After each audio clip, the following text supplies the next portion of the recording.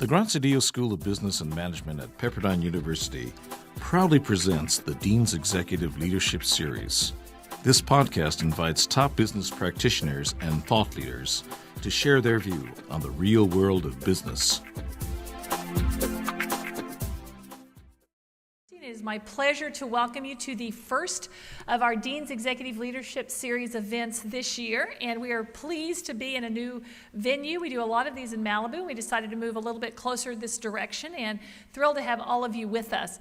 I especially tonight want to thank Farmers Insurance Group, who has been our generous sponsor of this event for, I think, 4 years now. So Faye McClure, stand up. Faye's an alum of Pepperdine, and she works with farmers.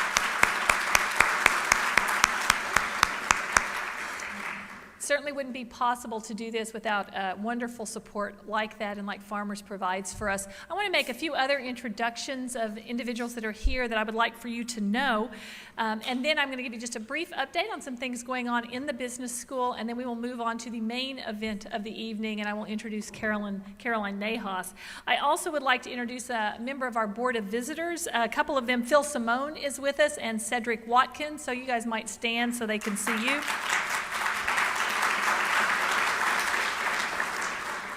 Several staff members I'd like you to know in case there's anything about Pepperdine we can help you with. So Mike Sims, who's our Executive Officer for Corporate and External Relations, and it is his staff and Mike that really make this happen. So Mike is at the back of the room.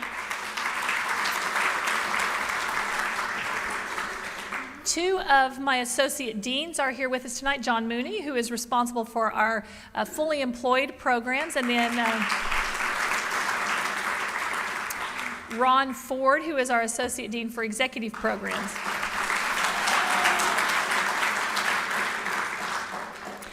I think also probably somewhere close to Ron there, we have Tony Aronson, who is with our Presidential Key Executive Program, and he's new to our staff, so you need to know him. And then I want to conclude with several folks that are in the audience that are among our alumni leadership for both the business school and for the university. We have Cesar Rojas and Tammy Wong, who help provide leadership in our Orange County GAN chapter. And Cesar also helps support the university through our Alumni Leadership Council, as does Nancy Padberg, who recently joined that group. So Nancy's with us as well. Thank you. Well, while this is the first of our series this year, you will note that you have a brochure that on the back of it outlines the rest of the series, and it's a really exciting a lineup of individuals. We follow this event very quickly with November 4th, when we will have Brian Moynihan, who's the President of Consumer and Small Business Banking for Bank of America. So given all that's going on in the banking industry, that should be a fascinating event. And Brian is actually one of the people whose names is sort of floated around as a possible successor as CEO there. So we'll see how that all plays out between now and November 4th. But I do want to mention a couple of other things to you. We've been really thrilled with some of the public recognition the school has gotten in recent weeks. Just a few weeks ago, our 15-month MBA program, which is housed on the Malibu campus, was identified as a hidden gem by the Wall Street Journal. They looked at accelerated MBA programs. They talked about 20 programs from around the world. Only 7 in the United States were included in their article, and one of them was our 15-month program. So we're really thrilled about that. And then just this week, Financial Times published their rankings of executive MBA programs, and we were ranked 72nd globally, which was a couple of positions above where we were ranked 2 years ago when they did the survey. There are about 570 accredited business schools around the world, and in the United States, we were among the top 27 programs in the United States, which also put us in the top 5 in California. So really excited about our EMBA program. We also recognize what a challenging time this is for many among our community, whether they're alumni or friends, and Caroline will probably talk some about that challenge from a job perspective tonight. But two things I want to mention to you. One, both really quite new. We rolled out, beginning this fall, a program called MBA Plus. It allows graduates of any of our MBA programs to come back and take courses in the various emphases that we have at a significantly reduced tuition rate. And so if you would like to refresh your skills, develop skills in new areas, and you're an alumnus of one of our programs, you can come back and take advantage of that program. And so we're really excited about that opportunity for lifelong learning. And then the other very new program that we have rolled out this fall is called MBAs in Transition, MINT.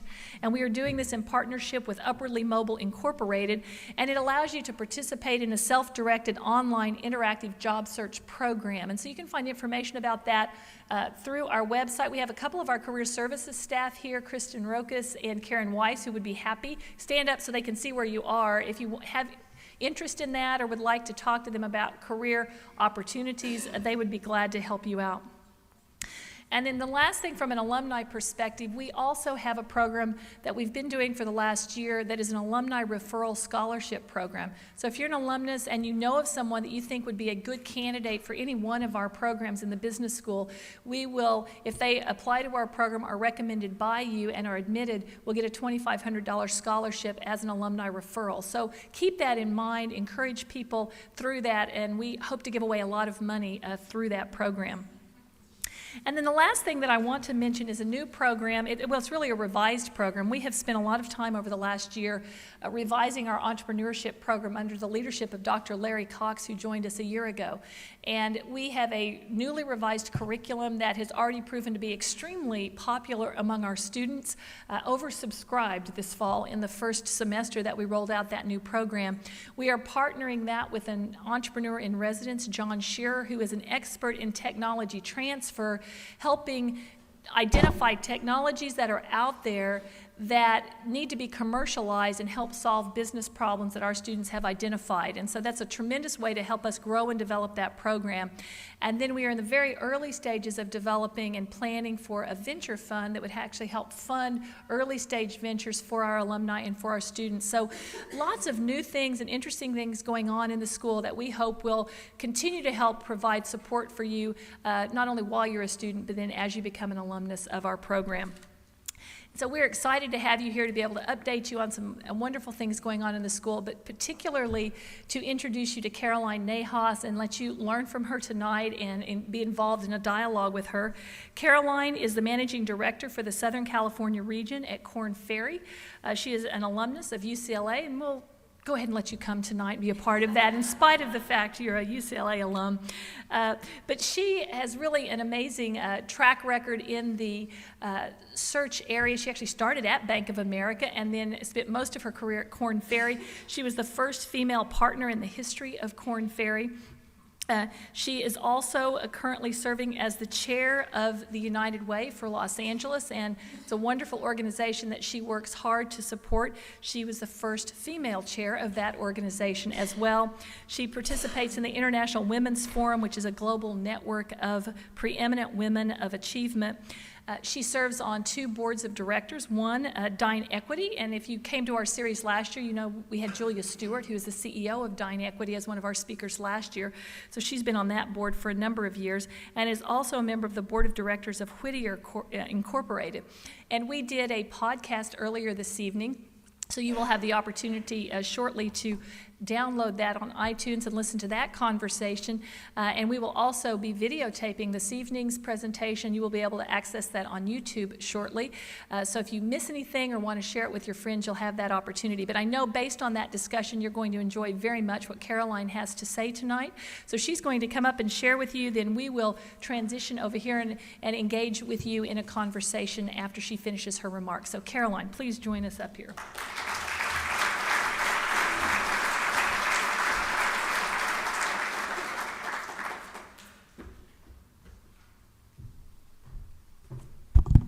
Thank you, Linda. We've turned up to make it as cold as possible in here so that you'll continue to listen to me and stay awake.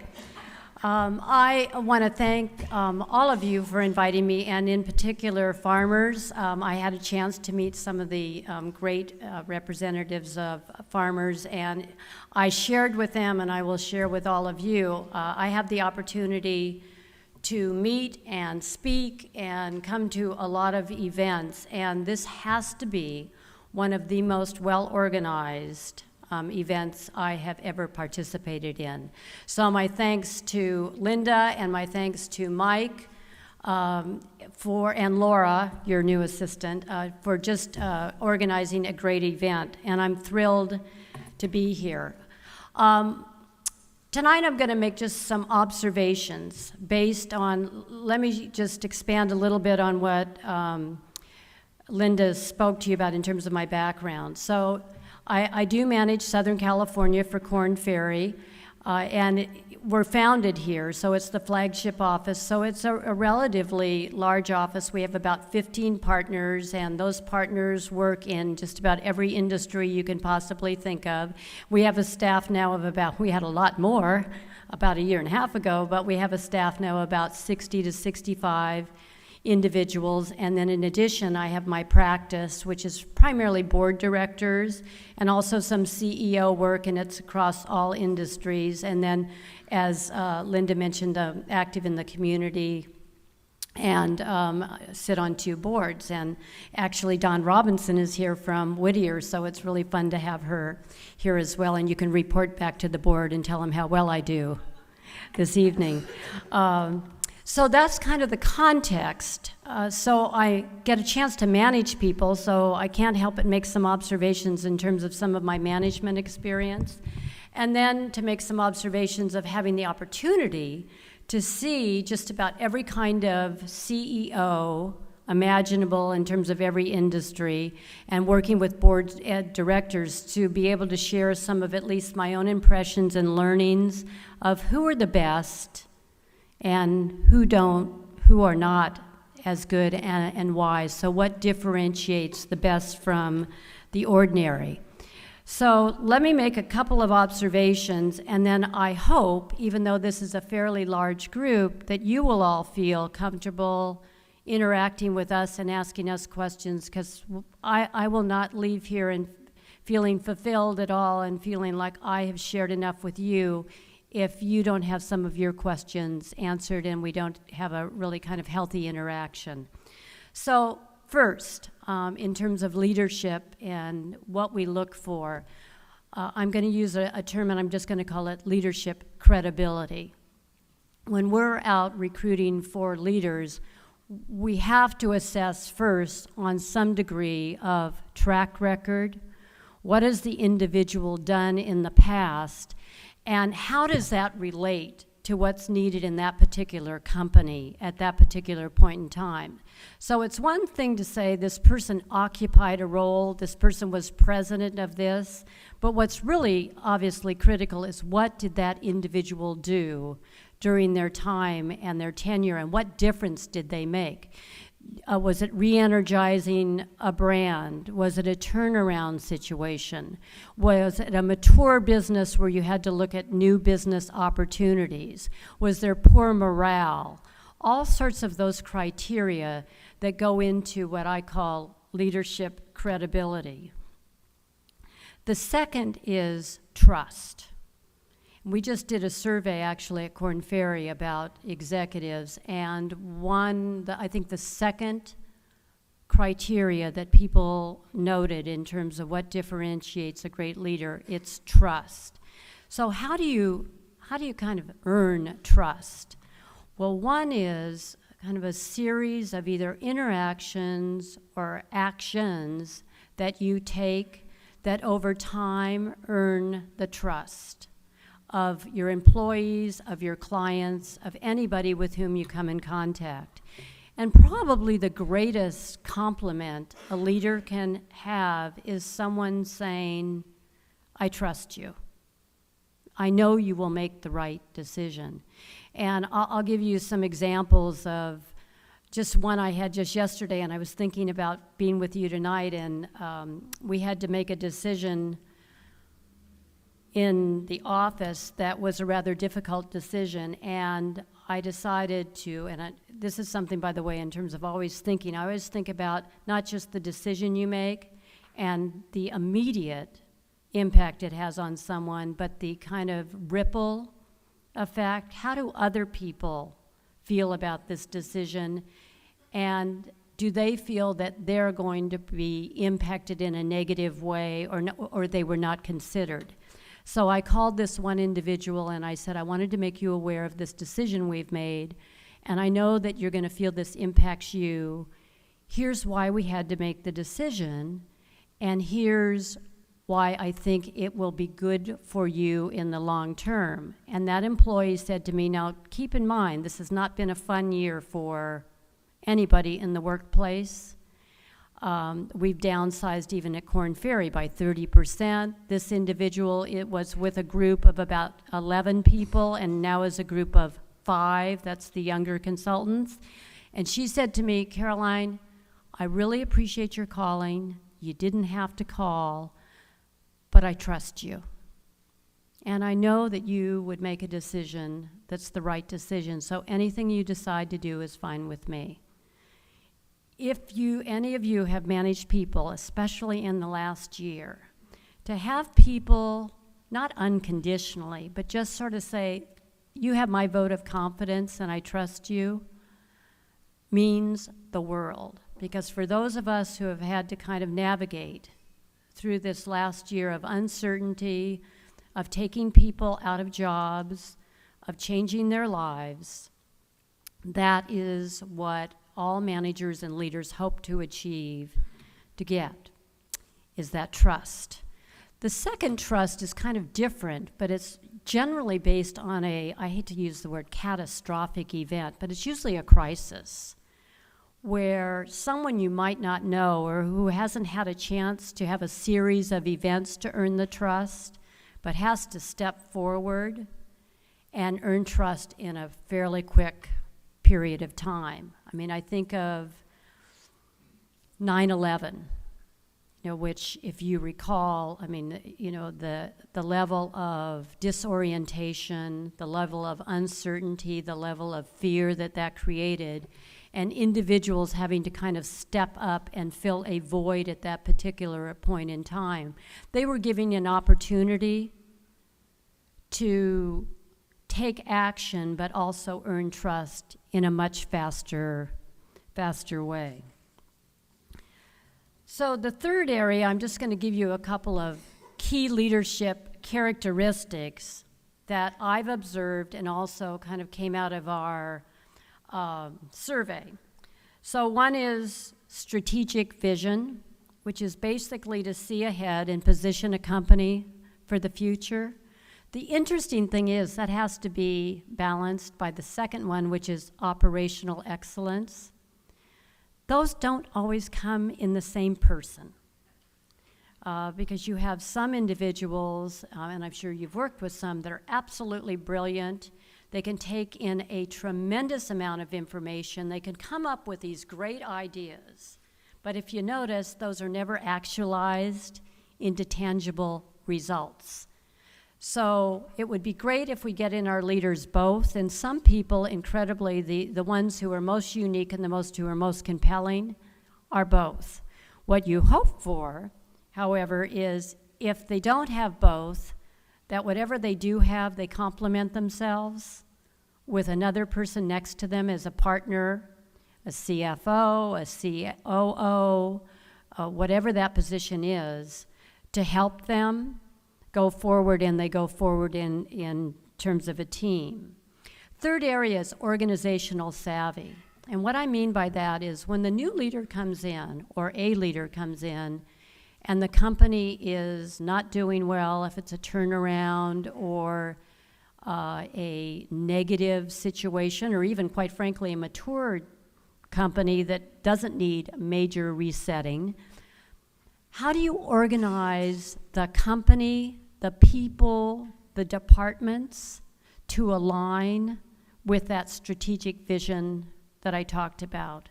And you'd actually be amazed. There are an awful lot of people that don't know what to do with their organization to support their strategy. That's where, of course, the consultants come in and do very well. Let me help you.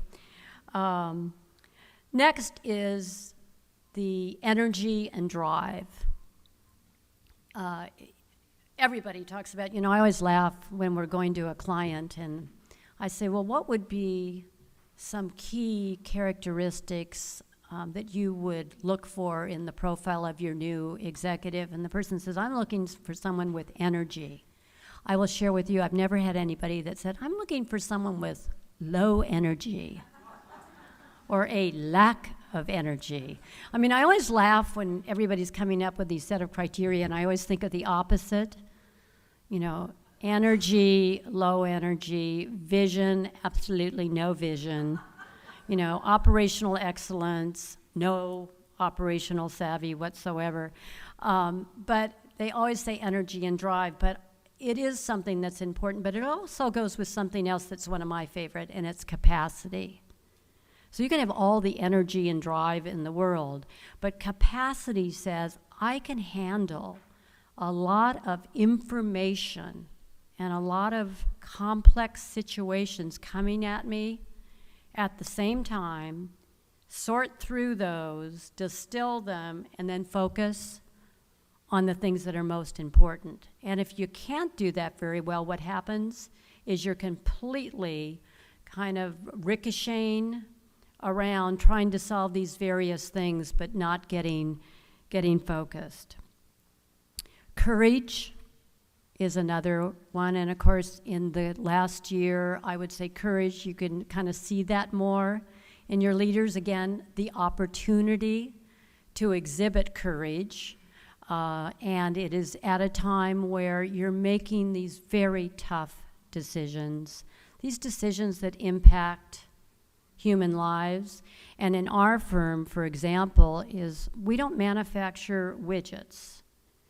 So we can't close down a plant, sell off inventory. We don't have that. So there's really only two things that we can do aside from not taking trips or having meetings, and those things are kind of automatic. You go into a contingency plan right away. But there's two things. It's real estate and it's people. And those are the only two major factors we have. So you start looking at real estate and you figure out, is there any way we can sublease? But you can imagine there wasn't a lot of opportunity to sublease in the last year, so it had to be people. So making those decisions, thoughtful, working through the process with other people in your organization so you're not making that kind of alone and unilaterally, although ultimately the leader has to make the decision. Making those decisions takes courage, and then living through those decisions, not dwelling on them and standing behind the decisions.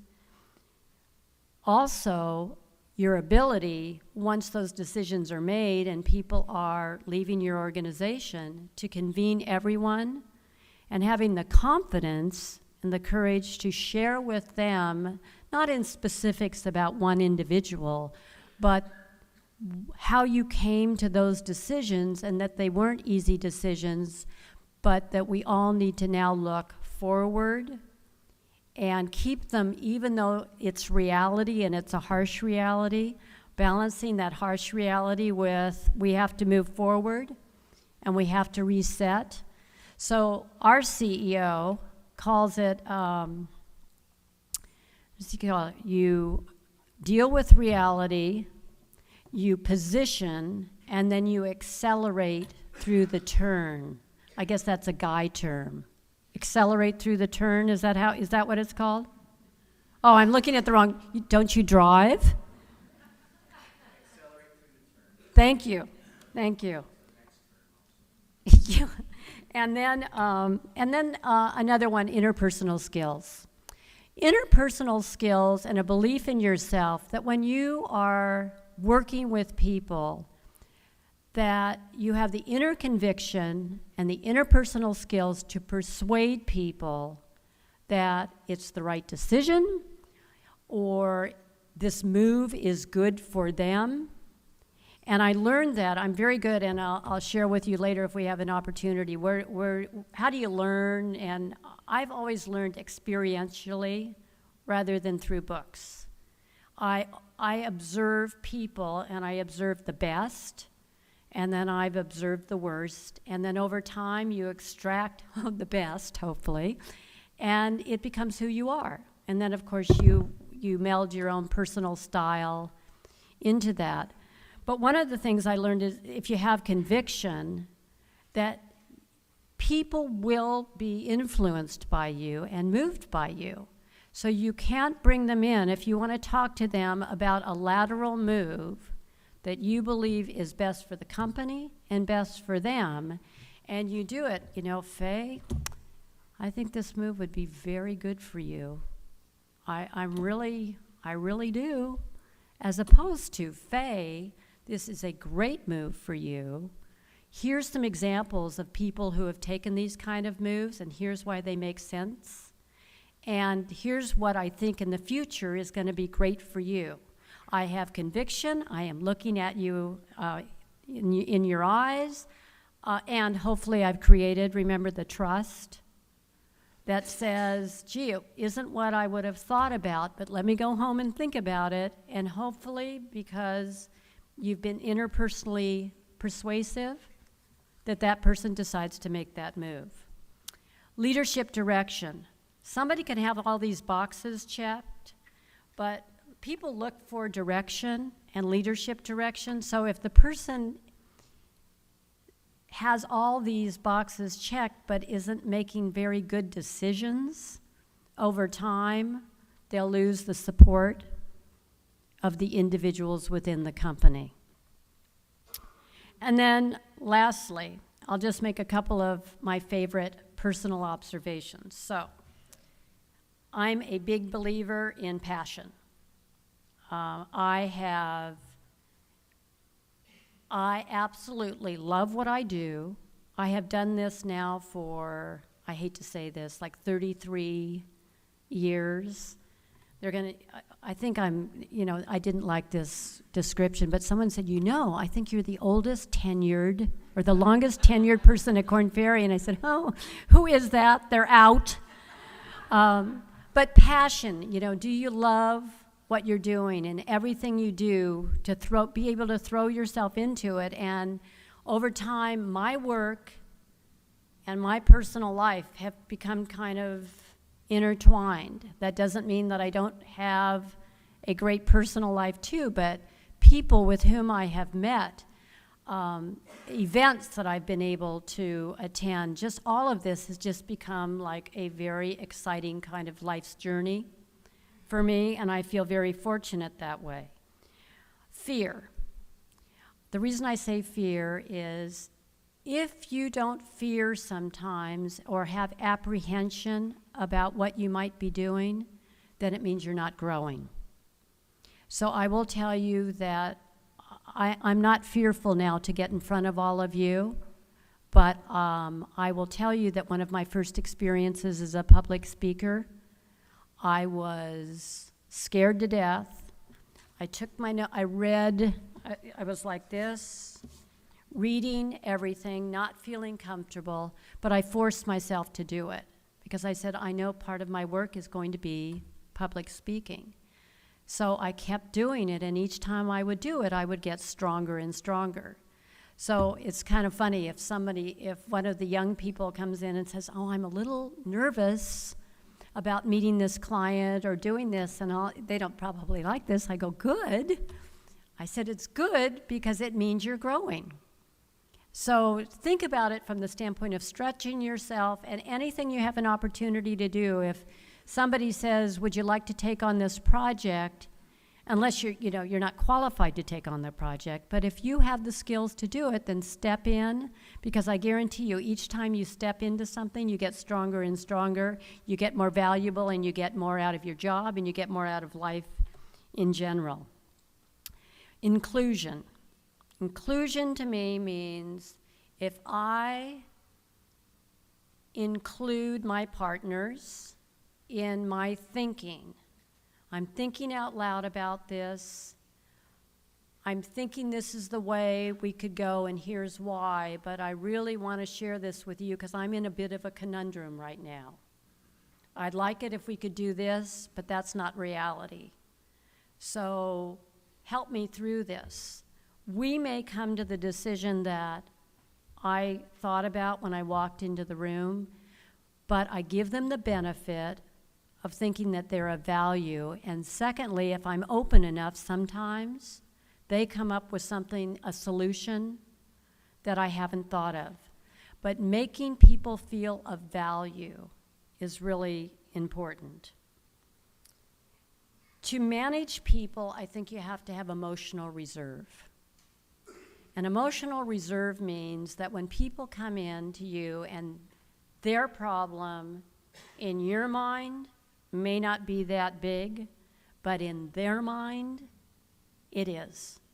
So you have to give them the respect to at least listen to them and then say, you know, I hear what you're saying. Let me kind of offer up a couple of ideas, or have you thought about this, and trying to open up their minds a little bit. But what I've noticed sometimes is that people with no emotional reserve, for whatever reason, maybe they've got so much on their plate at work and then so much at home, they just don't have enough to give and kind of open up like that. But you need to have enough emotional reserve to at least give them the respect of listening to the issue that they have, even though you may be saying, "You're kidding.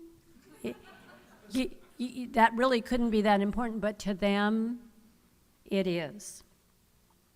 And then lastly, I would say for myself and some of the best leaders that I've seen is that they thrive on and get a great deal of fulfillment from seeing accomplishment through others.